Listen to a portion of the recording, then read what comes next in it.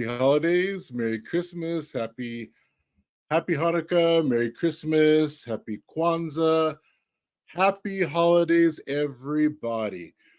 This is Attorney Tony Bell with Superheroes at Law, and today in our weekly Saturday podcast, we're going to be addressing some end of the year uh, challenges, and then we're going to look at how your life is going to be changing in 2024. If you live in the state of California, there are changes that are coming, and it will impact your life if you are in one of a lot of different groups of people. So we're going to go over a lot of those in a little while. But first, we're going to look at a few things that you need to do, some housekeeping for your life and for your businesses, if you have a business.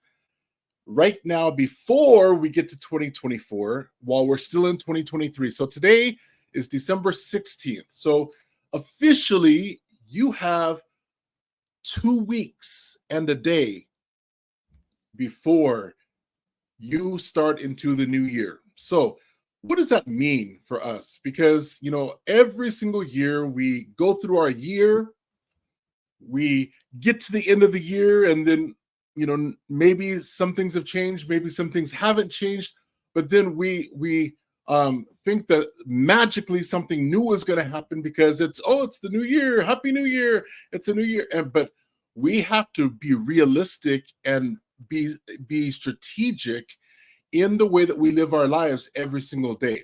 And because of that, some people don't really care that it's the new year.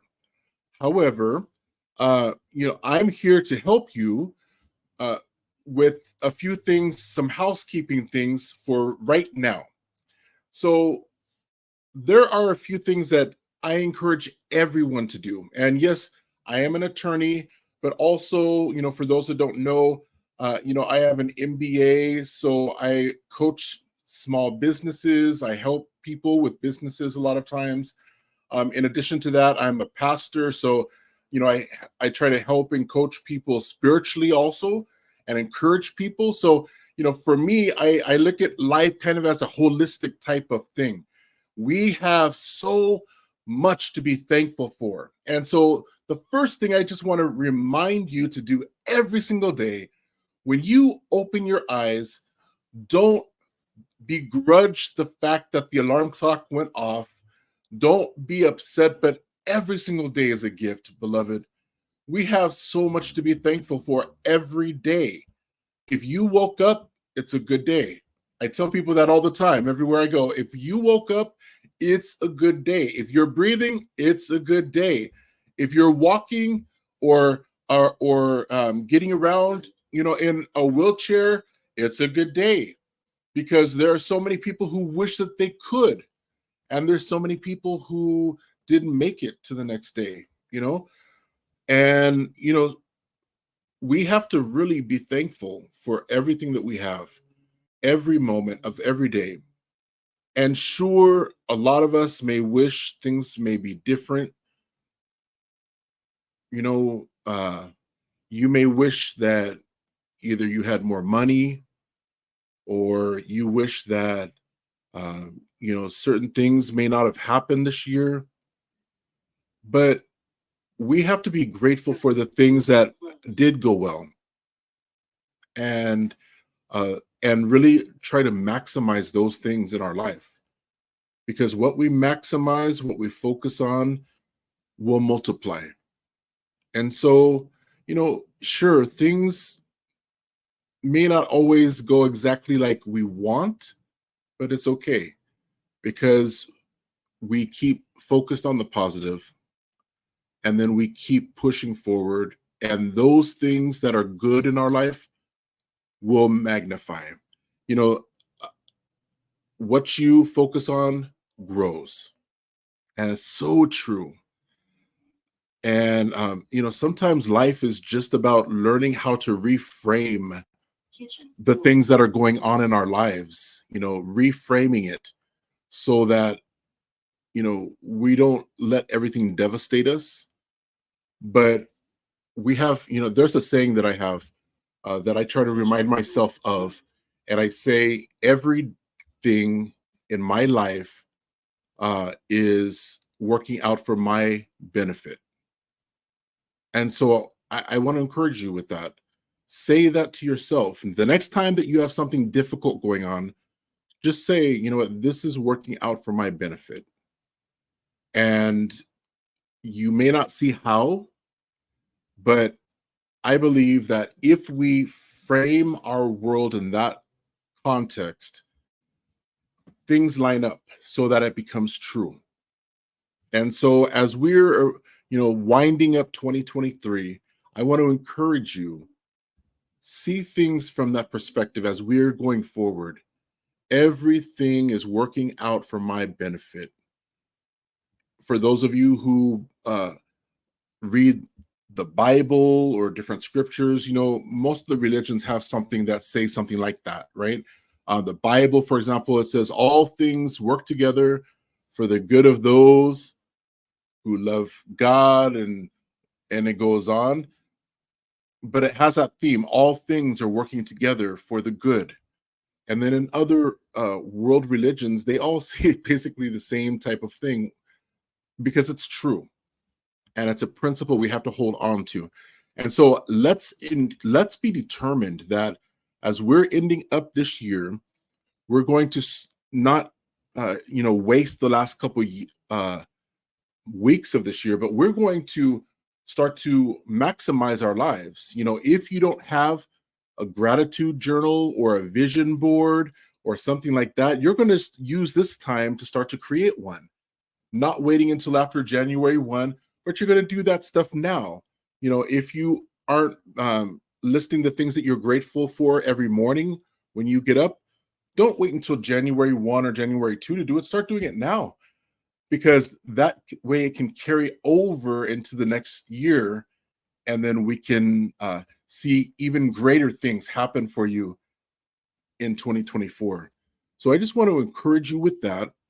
Also, I want to encourage everyone here in California, the way that our tax system, and I am not a tax professional, let me get that disclaimer out of the way, but the way that our tax system is set up here in California and in the United States, it rewards certain classes of people more than it rewards other classes of people. And this goes back hundreds of years to, the way that our entire country was set up, right?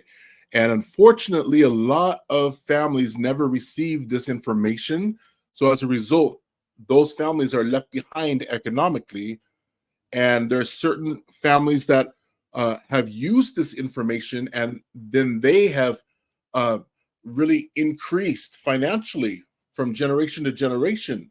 And they've built upon the wealth that their family has from generation to generation, and then they continue to build upon wealth, and it creates generational wealth for their families.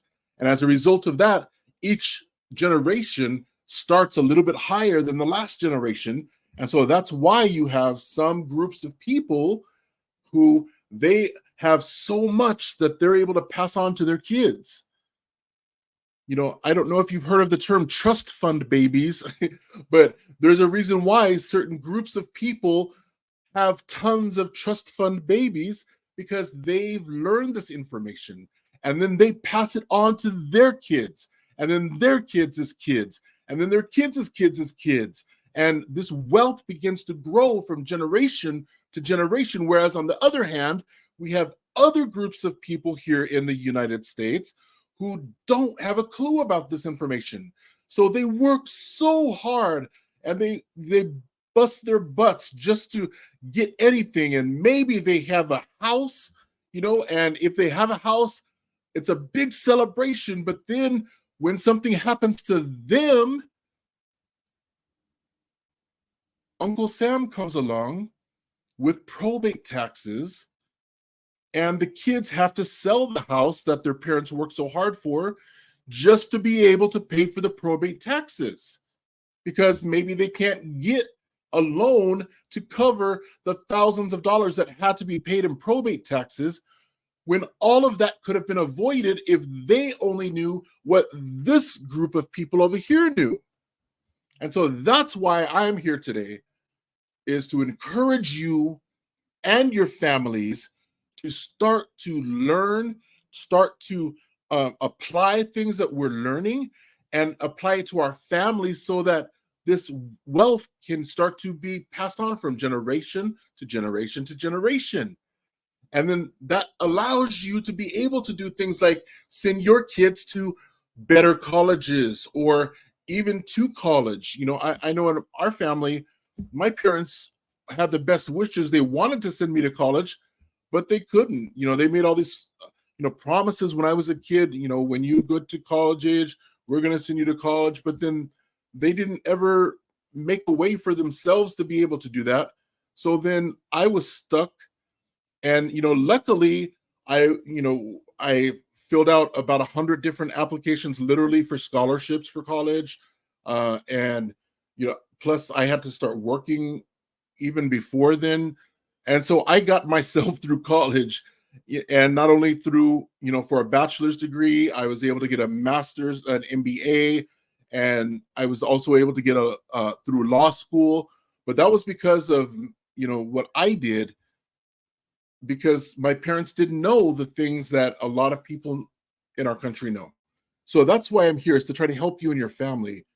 I love you. I truly love you from the bottom of my heart. Even if I don't know you really well, I'm sending love to you because, I believe that we're beings of love and we've been loved. God is love.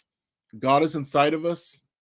And so we have the responsibility to be channels of love to people that we know really well and people that we may not know, and even to people that may appear as our enemies, even though in reality there is no such thing.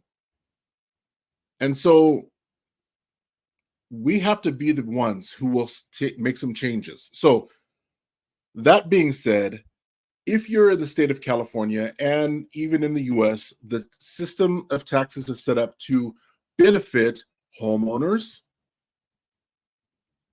It's set up to benefit real estate property landlords.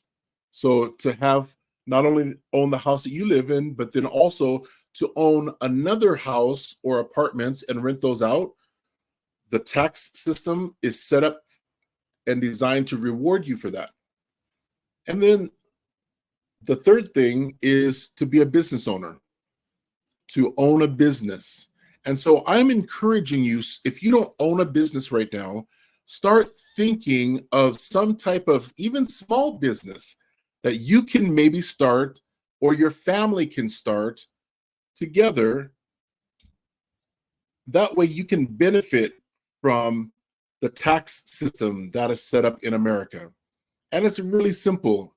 There's even, affiliate marketing type of businesses, but just something that you and your family can do together so that your family can benefit from the tax benefits that there are in place here in the United States for that. So I wasn't intending to spend this much time on that, but I feel it's really important as we're about to go forward into this new year. I want for you to really focus on putting the pieces in place so that you are not just a slave to a job, so that you're not a slave to a landlord, so that you're not just a slave to Uncle Sam, but so that you have everything in place to start to build generational wealth for your family. And if you're there already, awesome. Then let's take it to the next level. There are so many amazing things and tools that can be utilized to do so. And so that's what I'm hoping to share with you all, how your life can change positively in this next year. So that's the first thing. Now, having said all of that, I just want to wrap up for 2023. If you already have a will or a trust or an estate plan, which I hope all of you do, and if you do, awesome. If you don't have a will or an estate plan, you know what? Contact our office. It's easy. The phone number is at the bottom of the screen here. We actually, as part of our dedication to you and your family for Christmas, we are providing free general wills for your families. And all you have to do to accept this free gift, where we will help you to prepare a free general will, no strings attached at all. Just go to www.giftedwill.com.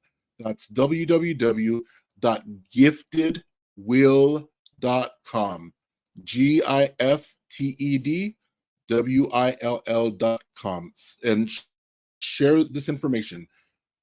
If you go to that website, you can start to enter in your information so that we can have it and then start to work with you to get a free will. In addition to wills, you need trusts, you need an estate plan, and you need all of those things. If you have it already, this is the time of year when you need to update it, because changes happen. Maybe you got a new car, maybe this person moved or that person or whatever. The end of the year is the perfect time to reevaluate. Just look over, spend half an hour to look over your estate plan and see, is everything up to date? Because if you don't update those things and then something happens to you, it can really have a negative effect on those people who are left behind.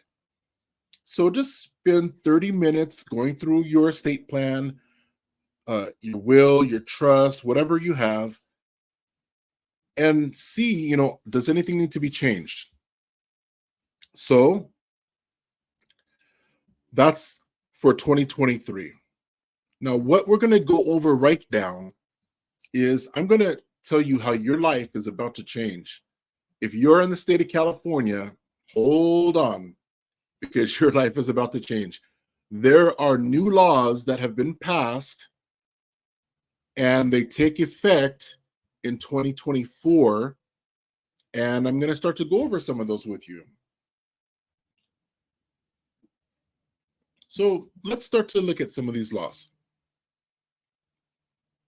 So the first thing that we're going to look at is in relationship to wages and the workplace for the employee. These are changes that are going to happen for you. Now, if you are a worker in the state of California, awesome news. The minimum wage is about to increase starting January 1, 2024 to $16 per hour. Now, that's great, even though it should be a lot higher, I believe, but that's good news. If you are a business owner in the state of California, you need to take note of this, because if you have employees that are residing in the state of California, then those employees, their wages must be at least $16 an hour starting January 1. And we know why that's important, because the cost of living is so expensive here in California, right? And so that's really good news. If you are a fast food restaurant worker in the state of California, your life is about to change. Starting April 2024, fast food restaurant workers, thanks to AB 1228, your minimum wage is going to be, drum roll, $20 an hour. $20 an hour. Wow. Okay. That's great. Now, your life is about to change if you are a healthcare worker in the state of California. How's that going to happen? Well, thanks to SB 525, effective June 2024, your minimum wage will be increased to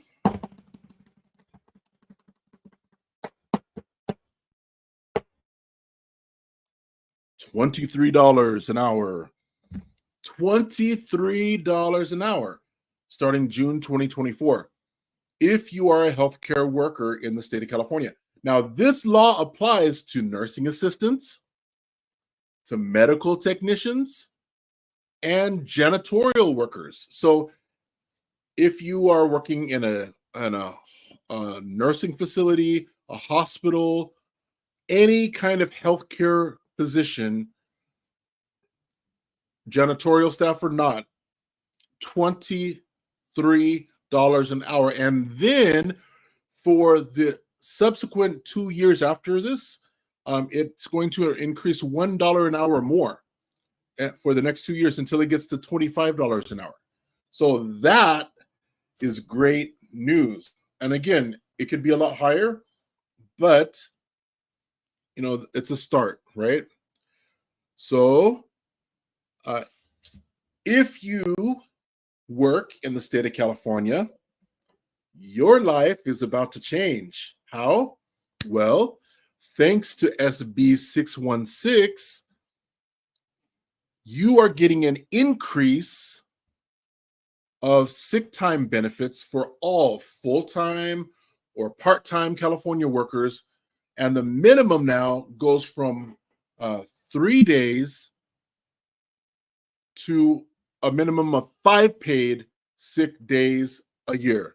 And this is both hourly and salaried employees. So that's great. So no longer can employers just give you 3 paid days a year. It's going to go up to 5. So that's great news. It's great news. So that is dealing with the workplace. I'll give you a few more quick ones here. These are, let's see, AB 2188 has passed, and this is making it illegal for an employer to discriminate or to penalize an employee based on the person's use of cannabis off of the job and away from the workplace. So say you use cannabis. Of course, you shouldn't use it on the job, right? That's obvious. A lot of employers have policies in place where people can get fired for using cannabis off of the job and away from work. But now, thanks to AB 2188, it's illegal for an employer to discriminate or penalize employees for the use of that away from work. So keep that in mind. All right. If you, and this again has to do with work, if you have a reproductive loss or failure, for example, a failed adoption, like you were about to adopt a child and it fell through. And I can tell you that's devastating. It's really devastating. The same it's kind of in the same class as some of the others. Uh, if there's a miscarriage, if there's a stillbirth, an unsuccessful artificial insemination, if any of those things happen to you, now thanks to SB 848, employers are required to provide 5 days of leave to an employee who suffers one of those catastrophes. All right. If you are in a business and there are toilet facilities, now with AB 783, it requires businesses to put signage on a single user restroom that indicates that the toilet facility is available to all genders.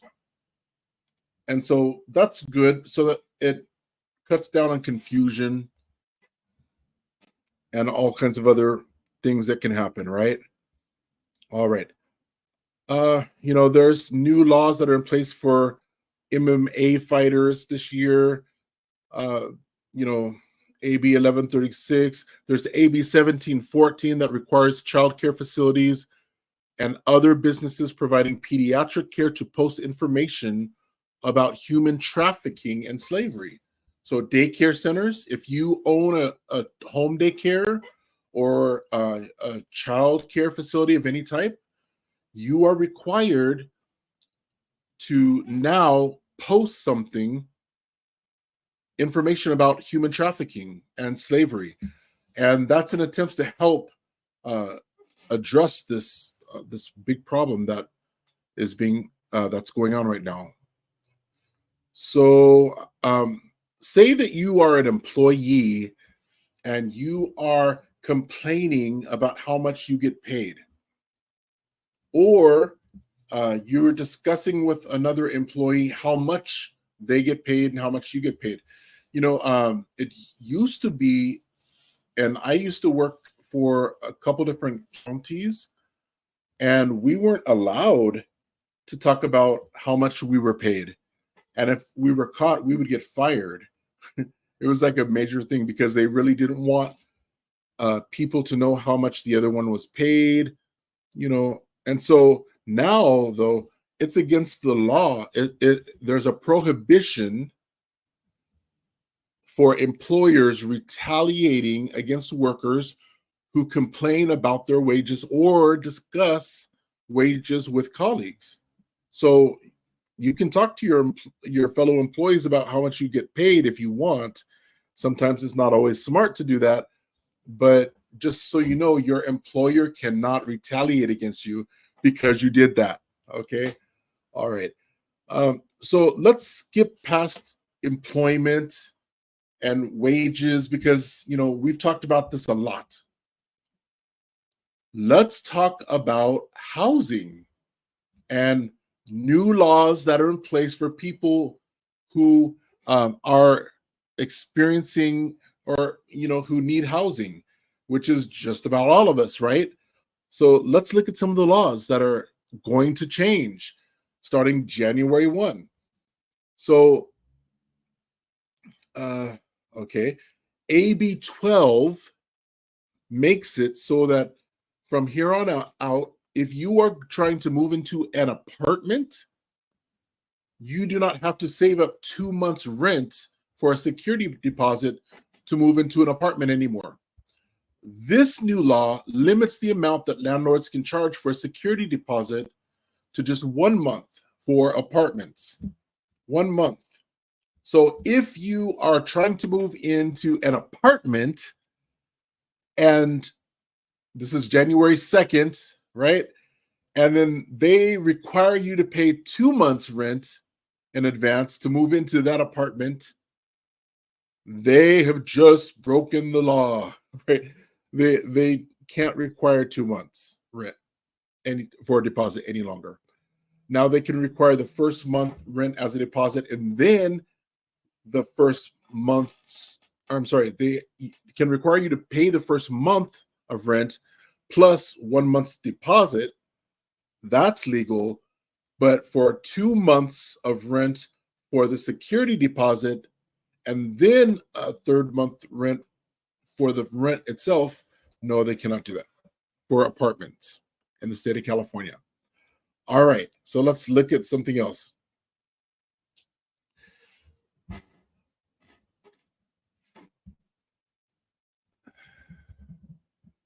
In the state of California, I don't know if you know this or not, but up until recently, our family have been foster adoptive parents.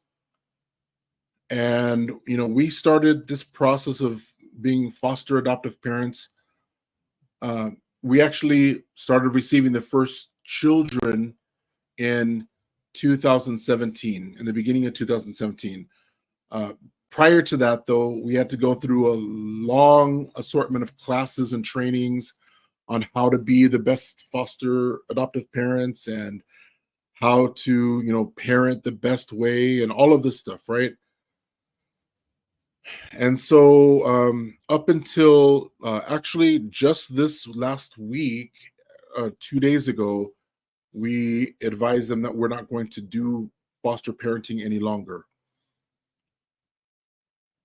And so having been in the foster care cycle for so long,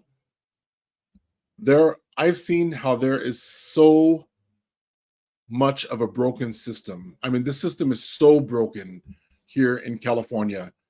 Not only in California, but California is the worst. We have the most in the country. In fact, not even just California. LA County has the most foster children in the entire country. And our system is broken because, and again, this is my opinion from what I've seen, but I've witnessed how there are families who, they're good families, they are loving families, and due to some things, they might have their kids taken away. And it could be something that was not even their fault at all, or even that was false, and they can have their kids taken away and placed in a home like ours, a foster home, and then just for them to prove that there was nothing wrong, they might not get their kids back for like 6 months, which is ridiculous to me. It's just unfathomable. Like innocent families have their kids taken away because somebody thinks that they did something, and then they come and bring their kids to foster families like us, and then we're with them, and we're taking care of them and getting them help or whatever they need. But that's in place. And then you have the other extreme where there are parents who are on drugs, not able to provide safe environments for their kids. They don't have a place for themselves or for their kids, and they're still going, they have drug problems, other problems going on, and that I get it. Addiction is addiction, and that's all. People are hurting, people choose to self-medicate and do those things. I get it. I have family members who have different addictions. I get it. And it's not easy, and I would never disparage a one person going through that. But if you are going through that, it takes a long time to heal and to get yourself together and well. And I've witnessed where our foster care system will send kids right back into drug environments, right back with people who are not completely healed of their sicknesses, in all because of the rights of the parent. And it endangers the child or children, but because the parent has rights, it doesn't matter about what the kid needs. And so the kid will end up having a crappy life and be exposed to stuff that they have no business being exposed to, because there are some who will just push and push and push for that to happen, regardless how unsafe it is for the child. And then on the other extreme, like I said, there are good parents who may have been falsely accused of something, who have their kids taken away and don't even get their kids back for 6 months, and there was nothing that they did. So our system is broken. And as a foster adoptive parent ourselves, we've been in the middle and been able to see firsthand. And it's pathetic. I'm sorry. Sorry that I'm ranting here, but it's so true. So what does that have to do with new laws? Well, SB 407 is enacted so that starting this next year, the California Department of Social Services has to modify its foster parent vetting process to ensure that LGBTQ plus youth are placed in supportive and gender affirming homes, because that's another thing, that you have some of these foster parents. And okay, I'm going to be real with you here, okay? And like I said, we've been foster adoptive parents for, let's see, doing the math, about 6 years, okay? I've seen firsthand, and this is honest to God truth from someone who has experienced the life of it, okay? Literally and sadly, about half of foster parents in LA County do it with wrong motivations. They're always talking about how much money they're going to get. They're doing it for the money. And I get it. And it is actually something that can benefit foster families, and families, because they can get some money for being foster parents. But if you're becoming a foster parent for that reason, you don't need to be a foster parent, because these are little lives. These are little people who have challenges, who have been traumatized and have had so much stuff going on in their lives. And they need people who are going to love them and who are going to care about them and who are going to invest their lives in them, because they care about the kids. And so about half of the people who become foster parents, they do it because of money. Within the realm of foster parents, there are a lot of foster parents who have religious hangups. And I know, because, I grew up in an atmosphere like this, where they think that they're going to influence LGBTQ youth, teens, or whoever who find themselves in foster care, that they're wrong for, their feelings that they're having and all of this. And so now SB 407 is directing social services for the state to vet foster parents in a better way, so that foster parents cannot impose religious beliefs or anti-LGBTQ plus beliefs on these youth who already have enough problems and things that they're trying to deal with in the first place. So that has to do with housing. Believe it or not, all of that was housing. So I'm just sharing this with you because I want you to know the ins and outs of these different things, because most of you may not know this, but you know a family who've been touched by foster care.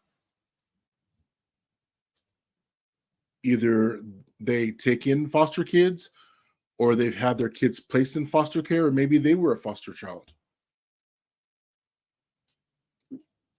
Okay, let me move on, right? Okay. SB 712.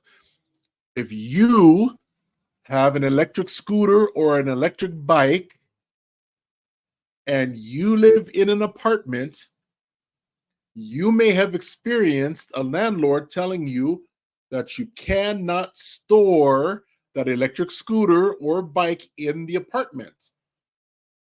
And so now, January 1, Your life is about to change. SB 712 says that landlords can or must allow people who have electric scooters and electric bicycles to be able to store them in their apartments as long as the battery meets certain safety standards. And then if the battery doesn't meet certain safety standards, then the tenant may have to purchase liability insurance, or they may be prohibited from charging the device indoors. So that's housing. Merry Christmas, Happy New Year. Okay. All right. So let's look at transit and how your life is going to change. Transit. Okay.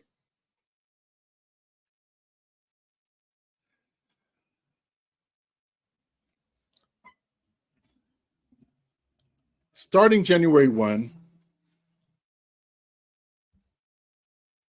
it will be prohibited for cities and counties to create laws that ban vehicle cruising on city streets or driving vehicles that have been modified to a certain height. So cruising will be allowed. Cities and counties will not be able to ban cruising on city streets anymore, regardless what city it is, as long as it's in the state of California. Now, this is controversial. Dun, dun, dun, dun. If you live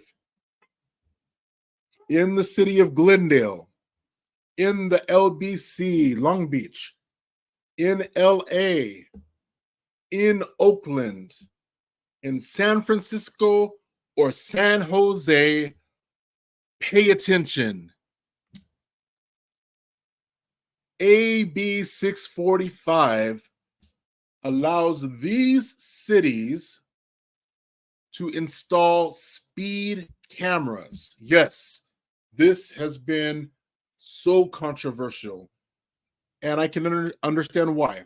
You know, people who are undocumented have voiced their opinions about having these speed cameras because of potentials for or concerns for potentials of collaboration with maybe ICE or different entities.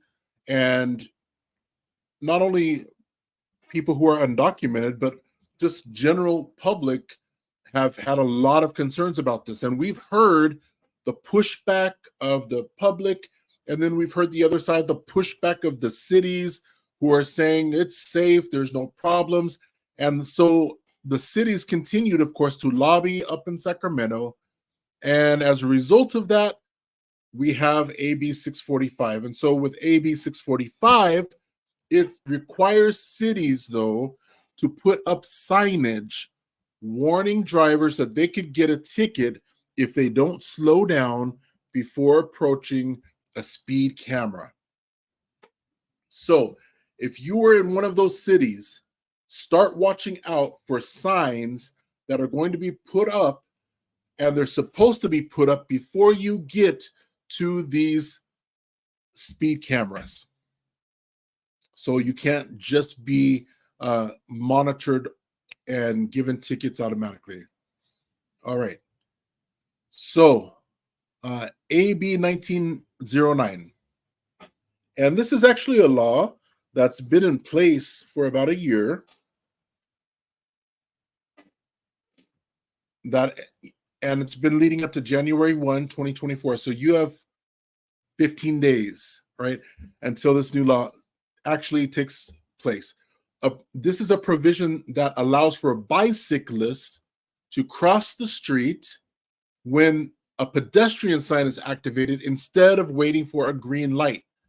If you ride the bike, you know that up until now, you're not supposed to cross the street when the pedestrian signal is activated. You're supposed to wait until there's a green light. However, with this law, you'll be able to cross the street now and not get ticketed when the pedestrian signal is activated if you're riding a bike. So that's good news for the bicycle riders out there. Okay, let's move on to food. One of my favorite subjects, especially right now. Okay. All right. Are there any Japanese bar lovers out there? You like to go to Japanese facilities? Well, AB 416 allows the sale of certain Japanese products in bars and restaurants that are allowed to sell beer and wine. And before it was restricted because of the alcohol content. And, you know, for me, I don't drink alcohol really. So this doesn't affect me. My life's not changing with this one, but for some of you, it might. The rule is, though, starting January 1, that the spirit must not exceed 24% of alcohol by volume. Okay, so keep that in mind. Now, something else with food. If you have a baby, this one is for you. AB 899 requires baby food manufacturers to test its products once a month for arsenic, cadmium, lead, and mercury. That's great. It's not where it should be, but at least it's progress. Because for those of you who don't know, our country has a major problem with allowing poisonous things into our food systems. And then we wonder why we have so many health problems, right? So test results for those things have to be posted on the manufacturer's websites beginning in 2025. So keep that in mind. All right. So let's move on now to consumer issues, and specifically Airbnb. I don't know if you've ever used an Airbnb before. I have. Love it. I love the whole Airbnb model. I like it. I love the way that it's operated. It encourages entrepreneurship in our country from families a lot of times, and it's great, in my opinion. However, there have been problems with people when they are trying to cancel an Airbnb reservation in the state of California. So now there is a law that is taking place. This is a new law starting January 1. It allows you, if you're staying at an Airbnb, to cancel without penalty your Airbnb or hotel reservation without penalty within 24 hours after the reservation is confirmed. So even if they tell you no cancellations, as long as it's within 24 hours after you made the reservation, you can cancel. No penalties.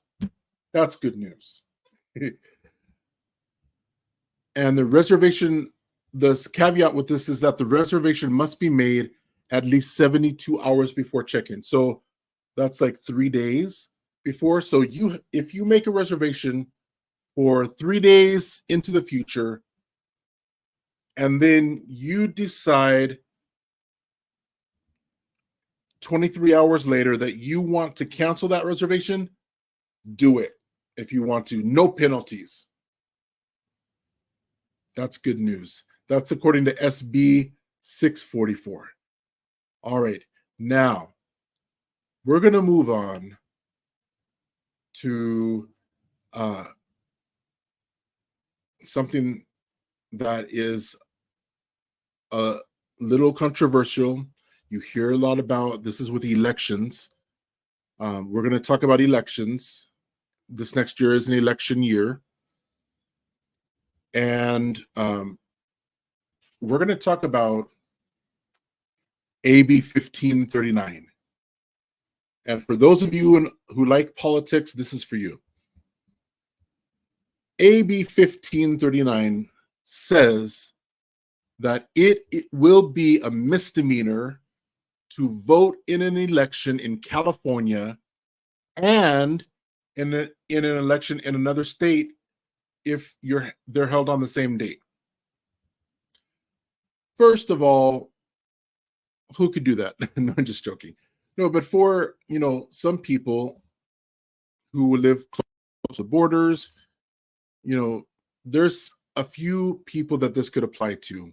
So it will be a misdemeanor for you to vote in California in any election, cross the border, and vote in an election in the other state.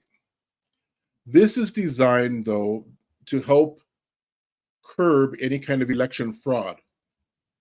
For those people who, are big on, the theme of election fraud and how, this is designed to help with that. So that's one law for elections. Okay, so let's go to criminal justice. And we're only going to look at 2 or 3 more ways that your life could change in 2024. So we're going to talk about criminal justice. Now, I don't know what your experiences have ever been,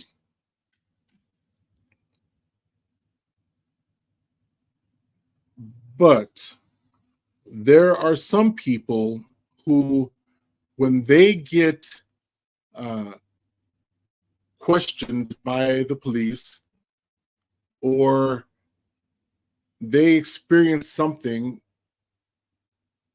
the police have in the past justified use of force because they've written in the reports a phrase called excited delirium. Excited delirium. And what it had become was a justification for for police to use excessive force a lot of times. Then the coroners and medical examiners and the doctors would list excited delirium as the cause of death. And, so the criminal justice reform activists have, basically lobbied for this so that there would not be excessive force that could be used against people for this. So that's going to change in 2024. Okay. One last one. This is for any missing Black women and youth between the ages of 12 and 25.